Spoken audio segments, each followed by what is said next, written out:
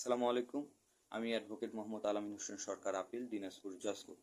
আজকে আপনাদের সামনে উপস্থাপন করতে চাচ্ছি মুসলিম বিবাহ সম্পর্কে কিছু তথ্য।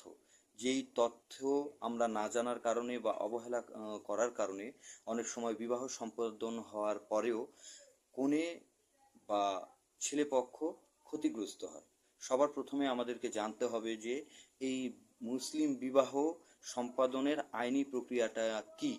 1974 সালের মুসলিম বিবাহ ও তালাক নিবন্ধন আইনের 3 ধারায় বলতেছে কি একটি বিবাহ অবশ্যই নিবন্ধন হতে হবে। 5 ধারায় বলতেছে কিভাবে নিবন্ধন প্রক্রিয়াটি সম্পাদন করতে হবে।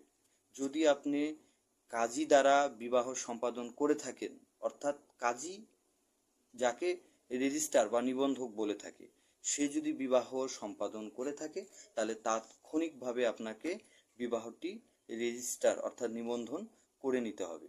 যদি অন্য কোনো ব্যক্তি বিবাহ সম্পাদন করে থাকে তাহলে 30 দিনের মধ্যে বিবাহটিকে নিবন্ধন করে নিতে হবে।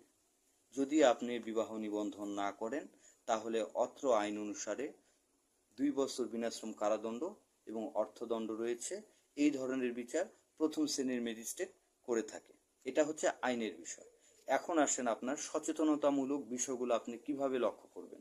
আমাদের সমাজে সচরাচরভাবে কাজী সাহেব যখন বিবাহ পড়াতে আসে তার নিবন্ধক বইয়ে যে আপনার মুসলিম বিবাহ বা তালাক নিবন্ধনের 2009-এর বিধিমালার 28-এর 1-এর কয়ের যে ফর্মটা আছে, যেটাকে আমরা কাবিননামা বলে থাকি, এই ফর্মটা যথাযথভাবে অনেক সময় ফিল আপ হয় না।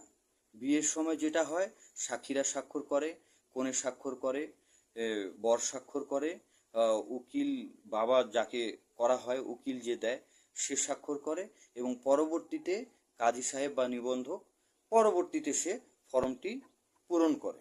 কিন্তু এখানেই হচ্ছে সমস্যা। আমাদের সচরাচর আমাদের আশেপাশে যেটা দেখা যায় অনেক সময় কি একটি ফর্মের কিছু কিছু বিষয় যেগুলো আমাদের উচিত কি, বিবাহ যখন সম্পাদন হবে কাজী সাহেব সেখানে থাকবে, কাবিননামার বইটি থাকবে, উভয় পক্ষ এবং সাক্ষীদের সম্মুখে সম্পূর্ণ ফর্মটি ফিল আপ করার।